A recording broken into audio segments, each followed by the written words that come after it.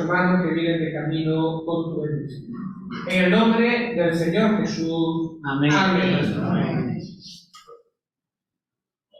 Bueno, pues como acabamos de decir, le damos la bienvenida a todos los hermanos. Y bueno, pues nos acompaña Eric, así que también le damos la bienvenida, estamos contentos. Y también que Javier nos pueda acompañar después de tiempo. Deseamos que el Señor le ayude también en su enfermedad, en sus circunstancias personales, ¿verdad? Bueno, la lectura la tenemos en Marcos capítulo 13, y vamos a leer los versos que van desde el 24 en adelante, 3-4 versículos. Marcos capítulo 13 y versículo 24. Pero en aquellos días, después de aquella tribulación, el sol se oscurecerá, y la luna no dará su resplandor, y las estrellas caerán del cielo, y las potencias que están en los cielos serán conmovidas. Entonces verán al Hijo del Hombre que vendrá en las nubes con gran poder y gloria, y entonces enviará a sus ángeles y juntará a sus escogidos de los cuatro vientos, desde el extremo de la tierra hasta el extremo del cielo.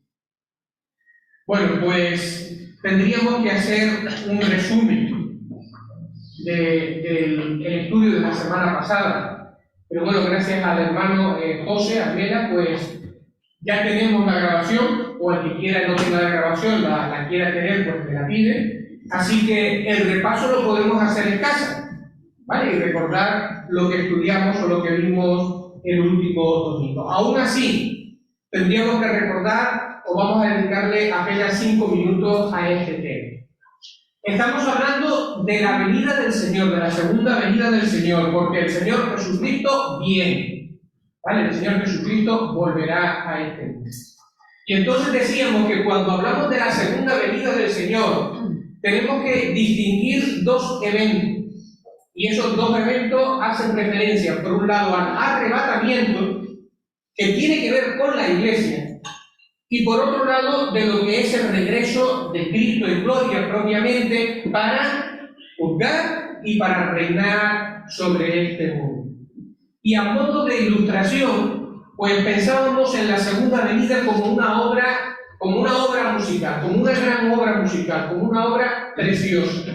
Y aquí tenemos la apoteosis de esta obra, que se llama El regreso en gloria. Y ponemos aquí, son notas vigorosas, notas que suenan con fuerza, incluso tienen un punto de drama, pero al final la música de la orquesta es una música de triunfo, una música de victoria.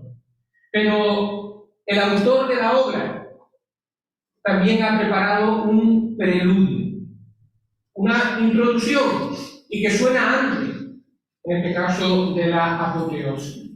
Y esa introducción tiene unas notas que son mucho más suaves, mucho más dulces, mucho más delicadas, tiene otro sonido. Y esas notas nos hablan acerca del arrebatamiento. Así que podemos pensar en la segunda venida del Señor, pues eso, que hay un preludio, algo que sucederá primero que tiene que ver con la Iglesia, que es el arrebatamiento, y después de un tiempo, vendrá el regreso en gloria, cuando el Señor venga ahora ya con su Iglesia para juzgar y para reinar sobre este mundo. Así que, para destacar algunas de las diferencias, pues veíamos que en el arrebatamiento el Señor viene a recoger a su Iglesia, a tomarla, a llevarla con Él. El Señor no pisará este suelo, todo sucederá en las nubes, como describe 1 de Tesalonicenses capítulo 4. Y hablamos de un sonido dulce, de una melodía hermosa, porque el propósito se resume en esa frase: y así estaremos siempre con el Señor. Pero después, el regreso de Cristo, el regreso en gloria para reinar, es diferente, porque ahora Él regresa con los santos. Ejército angelical, los santos del Antiguo Testamento, lo que nosotros, pero viene con sus santos y con la Iglesia. Así que en este momento, en este segundo momento, nosotros vamos a venir con el Señor y vamos a venir y participar con Él en su victoria final. Otra diferencia importante entre el arrebatamiento y lo que es el regreso de Cristo para reinar, el regreso de Cristo en gloria, es que para el primer evento no se nos dicen que tengan que pasar cosas, ni se nos dice que tengan que haber ciertas señales, sino simplemente cuando se habla de Él, se habla y se añade en muchas ocasiones, el Señor viene pronto, el Señor viene pronto, y está a la vuelta y el Señor está cerca. Y eso se distingue de cuando se habla de lo que es el regreso en gloria, porque aquí sí que hay una serie de eventos, de sucesos que tienen que suceder, y además que esa venida del Señor pues, estará acompañada de señales de cataclismos que sucederán en este mundo. Sin embargo, aquí no se habla de ninguna de estas cosas. Por eso, cuando hablamos del arrebatamiento, decimos o se utiliza el término la inminencia de la venida del Señor para recoger a su pueblo. ¿Y esto qué significa? Que puede suceder en cualquier momento, ¿o no? No lo sabemos. La iglesia del primer siglo vivió con esta esperanza que podía suceder ya, pero no sucedió. Y nosotros vivimos con la esperanza de que puede suceder ya, y a lo mejor ocurre mañana. Entonces, de eso trata esta importante palabra o esta importante doctrina que habla acerca de la inminencia. Es decir, puede pasar en cualquier momento. El tiempo, el momento, el Señor lo sabe. Cuando llegue esto, los que estén aquí lo sabrán sin ninguna duda y lo padecerán. ¿Vale? No habrá tenido de duda. Y bueno, una cosa más que añadíamos, y ya terminamos con el repaso, es que entre estos dos momentos tiene que haber un espacio de tiempo, un lapso de tiempo. ¿Vale? Y en ese lapso de tiempo acontecerán todas las cosas que preceden a la venida del Señor en gloria.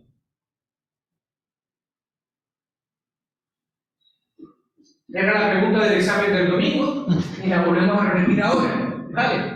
¿A qué evento se refiere Jesús en el sermón profético, en el Monte de los Olivos? ¿A qué venida o a qué evento se refiere el Señor en la lectura que nosotros hicimos de Marcos capítulo 13? Al regreso de Jesús en gloria. No se está hablando del arrebatamiento.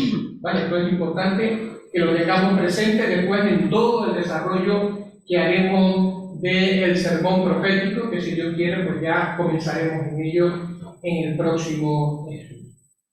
Vale, pues dichas estas cosas, volvemos al término, a la palabra, la venida del Señor es inminente. El Señor lo único que nos dice, la única pista que nos da es, vengo pronto, estén preparados. Así que el propósito de estas notas ahora es, ¿estamos preparados para la venida del Señor? Si el Señor viniera en esta noche, viniera en este día, viniera mañana, ¿cómo hallaría a su pueblo? ¿Cómo nos hallaría a cada uno de nosotros?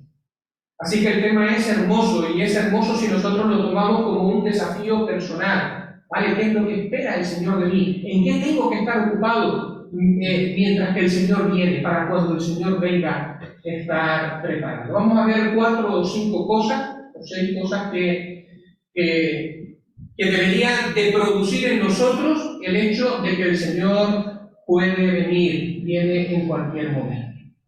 Vale. Y creo que será una exposición breve, pero es importante que reflexionemos también en estas cosas.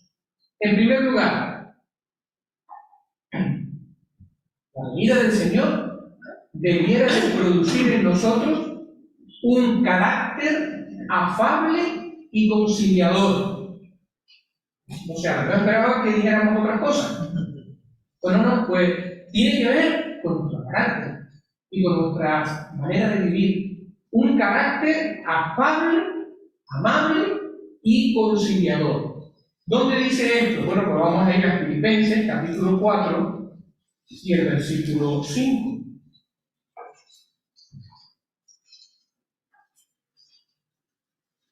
Filipenses capítulo 4 y versículo 5. Mira lo que dice aquí. Vuestra gentileza sea conocida de todos los hombres. El Señor está cerca. A ver, es cierto de que hay algunos expositores o algunos hermanos que cuando hablan de este versículo dicen el Señor está cerca, significa que el Señor está a nuestro lado y nos ayuda en esa tarea también que tenemos con nuestro carácter. Y es verdad, o sea, eso es verdad, el Señor nos ayuda en esta tarea. Pero el contexto, y no tenemos más que ir al versículo 20 del capítulo anterior, allí leemos estas palabras: mas nuestra ciudadanía está en los cielos, de donde también esperamos al Salvador, al Señor Jesucristo. Y el contexto inmediato nos habla de que lo que tiene en mente el apóstol es la venida del Señor. E incluso al comienzo del versículo dice: así que, puesto que nuestra ciudadanía está en los cielos, puesto que el Señor viene, y ahora entre otras cosas cuando dice en el versículo 5, vuestra gentileza sea conocida de todos los hombres. El Señor está cerca. El Señor está cerca. ¿Cuál es la idea? Bueno, pues la idea podría ser que puesto que el Señor está cerca, puesto que el Señor es el modelo que nosotros tenemos que imitar, nosotros tenemos que vivir proyectando la imagen de Jesús en este mundo. Él está cerca, Él es nuestro modelo. Vivamos proyectando la imagen del Señor Jesucristo en medio de este mundo. Vuestra gentileza sea conocida por todos los hombres. ¿Saben lo que significa la palabra gentileza? La palabra gentileza habla, por ejemplo, lo contrario, para que se entienda mejor. Es lo contrario a egoísmo. Es lo contrario a contienda, a pelea. La palabra gentileza habla de amabilidad. La palabra gentileza habla de una buena disposición en el corazón frente al prójimo. La palabra gentileza nos habla de acciones que sean desinteresadas con el resto de las personas, de disposición a ayudar. Y de un tema muy interesante, también nos habla de autocontrol, de ser personas no conflictivas, que no buscan el enfrentamiento. Eso es la palabra, o lo que implica la palabra gentileza. Esto último de autocontrol y que no busca el conflicto, pues me llamó la atención, pero es verdad. Miren 1 Timoteo capítulo 3, por ejemplo. 1 Timoteo capítulo 3 y versículo 3. ¿Lo tienen? Vale, dice: no dado al vino, no pendenciero, no codicioso de ganancias deshonestas, sino amable.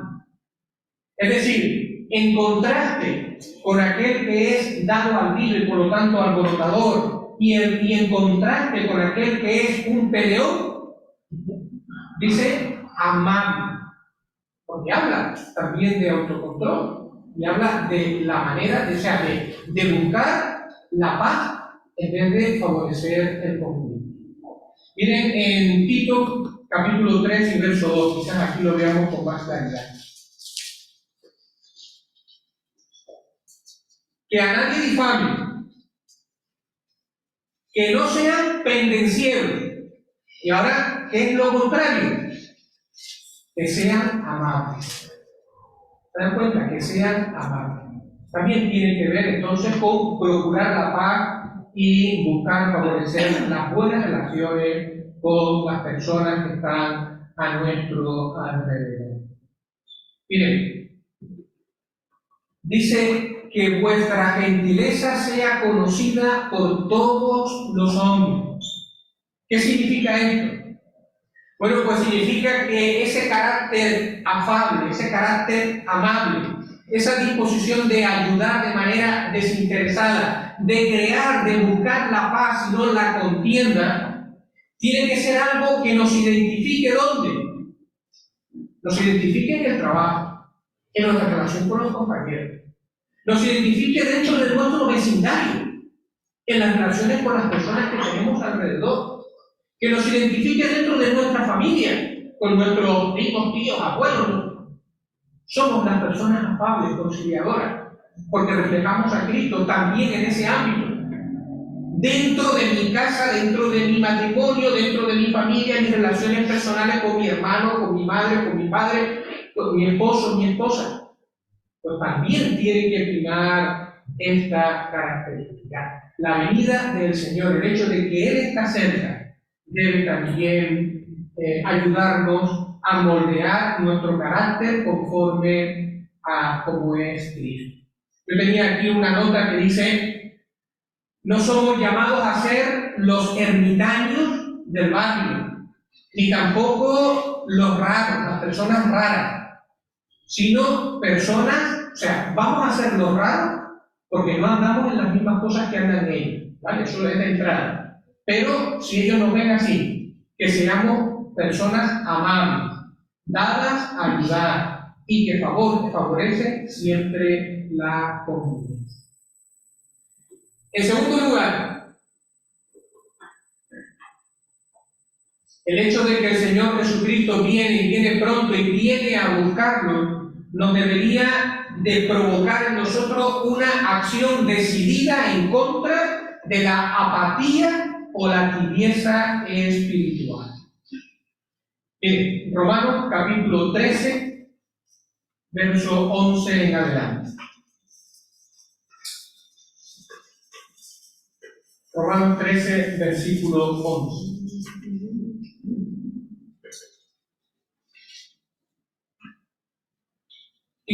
Y esto, conociendo el tiempo, viendo las circunstancias, los momentos que estamos viviendo, dice que es ya hora de levantarnos del sueño, porque ahora está más cerca de nosotros nuestra salvación que cuando creímos. La noche está avanzada y se acerca el día. Desechemos pues las obras de las tinieblas y vistámonos las armas de la luz. Andemos como de día, honestamente, no en glotonerías y borracheras, no en lujurias y lascivias, no en contiendas ni en envidia. Puesto que ahora nuestra salvación está más cerca que cuando creímos, la consumación de la misma, con la venida del Señor, está ya próxima, dice, es hora de que te levantes del sueño. Eso está diciendo ahí, que te levantes del sueño. Porque miren, hermanos, hay una realidad espiritual con la cual tenemos que convivir, o sea, no la podemos ignorar y tenemos que enfrentarla. La carrera cristiana, la vida cristiana, la podemos empezar con mucho gozo y con mucha ilusión, y la podemos empezar con mucha fuerza. Pero ¿qué pasa? Que según vamos caminando, hay muchas cosas que nos van a ir enredando, y hay muchas cosas que nos van a ir frenando en nuestro entusiasmo y en nuestro camino. Y es fácil que este mundo termine apagando pues ese deseo por el Señor en nuestra vida, si nos volvamos un poquito o mucho apáticos, un poco negligentes en las cosas espirituales y dados a congraciar con el mundo y con las cosas que están pasando a nuestro alrededor. Bueno, pues, ¿qué es lo que nos pide Pablo? ¿Qué es lo que dice el apóstol Pablo aquí? Bueno, pues el apóstol Pablo está diciendo que la inminencia de la venida del Señor, la realidad de que el Señor va a venir y va a venir en cualquier momento y puede venir pronto, suene como un despertador en nuestras vidas, pero no un despertador cualquiera, sino ese incómodo, ese que suena una vez, que suena otra, que lo tiran, le tiran no sé qué, y sigue sonando y hasta que al final, pues no sé cómo lo consigues apagar, pero al final ya te levantas, y ahora lo importante. Bueno, pues vivir con esa luz o con esa certeza de que el Señor viene, debería de ser eso, pues, como un despertador, pero para nuestra conciencia. Que nos recuerde que el tiempo es breve, el tiempo para servir al Señor, el tiempo para agradar al Señor, el tiempo de hacer las cosas bien para el Señor, es breve, se puede acabar en cualquier momento, y tenemos que salir, por lo tanto, de ese letargo espiritual en el cual podemos estar viviendo. La confianza, la certeza de que el Señor Jesús viene debe animar nuestras vidas para tomar fuerza frente al pecado. ¿Qué cosas hay que corregir en mi vida? ¿Qué cosas debería de cambiar? ¿Qué cosas debería enfrentar en mi entorno? Porque yo quiero vivir agradando al Señor. Miren lo que dice Tito, capítulo 2, versículo 11 y 13. 11 al 13, perdón. Porque la gracia de Dios se ha manifestado para salvación a todos los hombres, enseñándonos que, renunciando a la impiedad y a los deseos mundanos, vivamos en este siglo sobria, justa y piadosamente, aguardando la esperanza bienaventurada y la manifestación gloriosa de nuestro gran Dios y Salvador Jesucristo. Mientras le esperamos, y este aguardando implica ansia, deseo, pues mientras le esperamos, vivamos sobria, justa y piadosamente. En tercer lugar,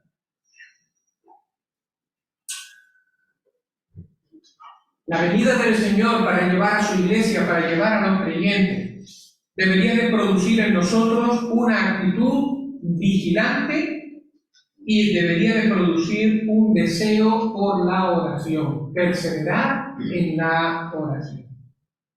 Miren, una actitud vigilante, de esto nos habla Primera de Tesalonicenses 5. Primera de los Tesalonicenses, capítulo 5,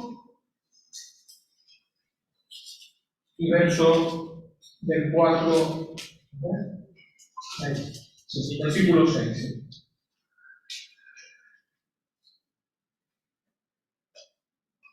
Versículo 4. Mas vosotros, hermanos, no estáis en tinieblas, para que aquel día os sorprenda como ladrón. No vayáis a estar aquí cuando el Señor venga a juzgar. Porque todos vosotros sois hijos de luz e hijos del día. No somos de la noche ni de las tinieblas. Por tanto, no durmamos como los demás, sino velemos y seamos sobrios. Tenemos una esperanza diferente, que el Señor viene a por nosotros, viene a buscarnos. Por lo tanto, dice, velemos y seamos sobrios.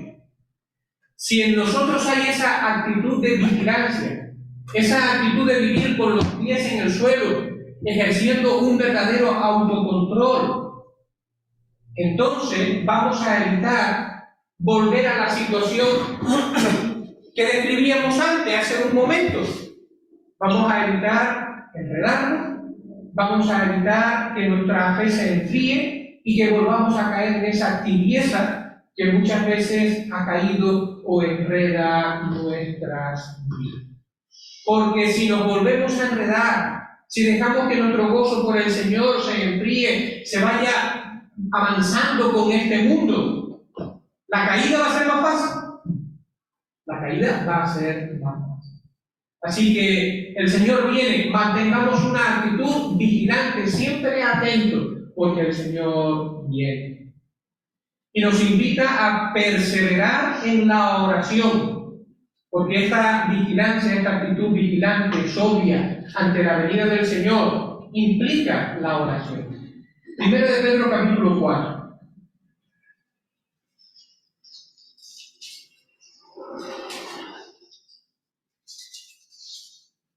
El versículo 7. Mas el fin de todas las cosas se acerca. Para el mundo lo vivirá de una manera. Cuando Cristo venga, ponga sus pies en este mundo, después de los juicios de Dios. Nosotros lo viviremos de otra manera. El Señor vendrá a recoger a su iglesia. El fin de todas las cosas se acerca. Sed, pues, sobrios y velad en oración. Sed, pues, sobrios y velad en oración. Esto nos habla de una vida de dependencia del Señor. donde el ponernos de rodillas en nuestra intimidad delante del Señor, pues es algo común, buscando su ayuda, buscando su transformación, buscando el vivir en sintonía, en armonía con el Señor. Bueno, seguimos. ¿Cómo nos afecta la inminencia del regreso del Señor a por su iglesia? Pues debería también de provocar en nosotros un compromiso con la verdad, un compromiso con la palabra de Dios, un compromiso con la palabra que tenemos que renovar continuamente, ¿vale? Porque ese compromiso llega hasta que el Señor venga. Entonces hay que renovarlo continuamente. Mira, eso está aquí. Eso está en 1 Timoteo, capítulo 6, versículo 3.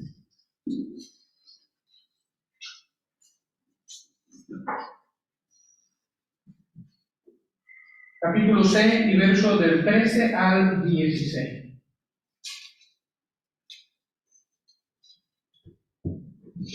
Dice Pablo a Timoteo, perdón. Te mando delante de Dios, fíjense qué solemnidad, te mando delante de Dios, que da vida a todas las cosas, y de Jesucristo, que dio testimonio de la buena profesión delante de Poncio Pilato, que guardes el mandamiento sin mácula ni reprensión, hasta la aparición de nuestro Señor Jesucristo, la cual a su tiempo mostrará el bienaventurado y solo soberano, Rey de reyes y Señor de señores, el único que tiene inmortalidad y habita en luz inaccesible, a quien ninguno de los hombres ha visto ni puede ver, al cual sea la honra y el imperio sempiterno. Amén. ¿Saben por qué hemos leído el 15 y el 16? Podríamos haberlo quedado en el 14. Pero porque aquí se nos dice o se nos recuerda que los tiempos los marca el Señor. Dice, la cual la manifestación del Señor, su venida, lo marca el Señor, o sea, lo marca Dios, y será cuando Él quiera. Así que es en vano para los hombres estar buscando fechas, haciendo apuntes de cuándo el día, de si hay que ir a este monte a esperar al Señor, si hay que... Olvidémonos de todo eso, ¿vale? La cual a su tiempo mostrará el bienaventurado y solo soberano, Rey de reyes y Señor de señores. Los tiempos están en las manos del Señor. ¿Qué nos corresponde a nosotros? Pues como creyentes estar preparados. Para cuando el Señor diga, para cuando el Señor disponga. Dice que guardes el mandamiento sin mácula ni reprensión hasta la aparición de nuestro Señor Jesucristo. Hasta la aparición de nuestro Señor Jesucristo. Es decir, que cuando el Señor Jesucristo finalmente se manifieste, cuando el Señor Jesucristo finalmente venga, en este caso, a recoger a su iglesia, que no nos encuentre rebajando el Evangelio, intentando agradar a los hombres con el Evangelio, o sea, adaptándolo para que les resulte agradable, o amoldando la palabra de Dios o el discurso de Dios a los oídos de los hombres para que los hombres se sientan a gusto, o cambiando la enseñanza de Dios por filosofías de hombres y por enseñanzas de los hombres, sino que mantengamos la integridad de la predicación, la integridad de la palabra del Señor hasta el final, hasta que el Señor Jesucristo venga, hasta que Él lo quiera. Y esto es importante porque los tiempos que estamos viviendo y los tiempos que vendrán serán verdaderamente difíciles. La gente no quiere oír la verdad de la palabra de Dios, pero aún así nuestro deber es retenerla con integridad y predicarla con integridad. Evidentemente, vivirla con integridad. Si no, no podemos predicarla con integridad. Y por último, ¿qué más puede producir en nosotros la inminencia del regreso del Señor? hay más, ¿vale? Posiblemente haya hermanos que se hayan quedado con un montón de versículos y de ideas y de cosas que se podrían añadir, pero no era el propósito. Pero esto no lo podríamos dejar de mencionar. El Señor viene y que el Señor viene pronto. Nos debe motivar a vivir en paz con nuestros hermanos. Una implicación importante de la venida del Señor. Mira, antes leímos 1 de Pedro capítulo 4, pero no lo leímos completo. Ahora sí, vamos a leer los dos versículos. Completo, leía más, tendría que leer todo el texto, ¿no? Pero un poquito más, vamos a alargar un poquito más adelante. Quizás alguno lo hizo. 1 de Pedro capítulo 4, versos 7 y 8. Mas el fin de todas las cosas se acerca. Sed pues sobrios y velad en oración. Pero ahora mira lo que dice. Y ante todo, que bien conocía a Pedro la condición del corazón humano, las luchas que tenemos los creyentes. Y ante todo, tened entre vosotros ferviente amor, porque el amor cubrirá multitud de pecados. Santiago capítulo 5, versos 8 y 9.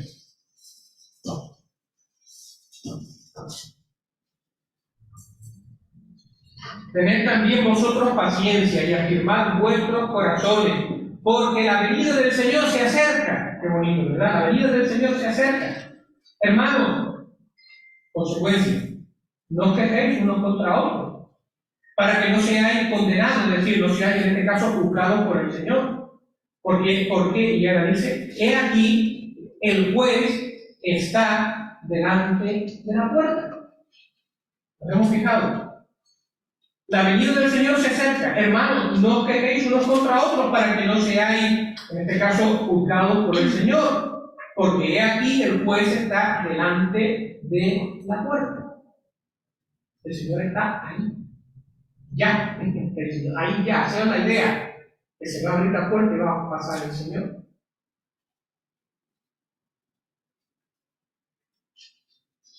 El tema que preocupaba en este caso primeramente a Pedro y ahora aquí a Santiago, pues tiene que ver con las riñas internas, tiene que ver con las críticas malsanas, tiene que ver con actitudes maliciosas, tiene que ver con comportamientos infantiles, comportamientos inmaduros. Oye, que pasan los años incluso en los caminos del Señor y las personas no terminan de madurar y no terminan de aprender. Y todo este tipo de cosas dañan la comunión y dañan la buena armonía entre los creyentes y dentro de la iglesia local. Por lo tanto, la venida del Señor debería tener también influencia en nuestra actitud y en nuestro comportamiento, un esfuerzo por la madurez. La frase que quiero dejar en la mente es esta: el juez está a la puerta. El juez está a la puerta. O sea, tu mano está puesta así para arriba. No dice estará, está. Por lo cual está todavía haciendo más énfasis en esa inminencia, en esa cercanía del Señor. Entonces, que el juez está cerca, porque el creyente tendrá que dar cuenta de su vida, no para condenación, ¿vale? Porque la condenación la tenemos en Cristo, pero lo que hayamos hecho mal, no nos hayamos arrepentido, eso redundará en pérdidas o en beneficio, en recompensa delante de Dios. Es decir, nuestra vida va a ser un libro abierto un día delante del Señor. ¿Vale? O sea, no nos olvidemos de eso. Entonces, el juez está a la puerta. No es una verdad que ahora nosotros podemos utilizar como un arma arrojadiza. ¿Vale? Eso lo he visto. ¿Vale? Pues el Señor te juzgue. Parece estar ha lanzado ahí la piedra porque el Señor es el juez agárrate que verás lo que te va a esperar. No. El Señor está a la puerta, no es esa la idea. La idea es que puesto que el Señor está a la puerta y va a venir, debemos cada uno de nosotros examinarnos, replantear nuestras actitudes para que el Señor me halle a mí, allá el otro con el Señor, me halle a mí de manera adecuada. Así sí debemos entender el Señor, el juez, está a la puerta. Hay un expositor bíblico, se llama Antonio Ruiz. No sé si finalmente lo podremos tener con nosotros. Estamos ahí Pero bueno, este querido hermano, en su comentario de Santiago, pues él dice estas palabras, comentando este versículo: el juez está a la puerta. ¿Qué ocurrirá si Jesús abre la puerta y pasa rápida e inesperadamente? ¿Nos hallará con corazones afirmados o quejándonos uno contra otro? Qué tremenda reflexión, ¿verdad? La cercanía, continúa, la cercanía del día es un acicate para examinar la conducta propia para que, cuando aquel cuyas pisadas se oyen cada vez más cerca llame finalmente a la puerta, estemos preparados para abrir, recibiendo bendición y no reprensión. Y termina con esta frase: es un cristianismo barato mirar solo a la gracia de Dios en el Evangelio, olvidando que también tenemos que dar cuenta. Segunda de Corintios, capítulo 5 y versículo 10. Segunda de Corintios 5, 10.